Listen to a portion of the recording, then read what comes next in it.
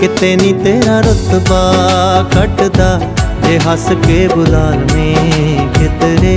किते नी शानो शौकतां जांदियां मुहब्बतां जता लवें किधरे।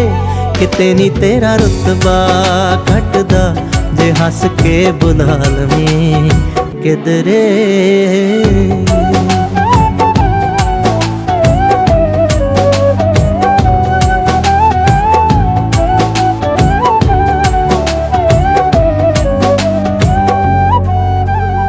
चिरां पिछों जदों एहसास होणगे उदों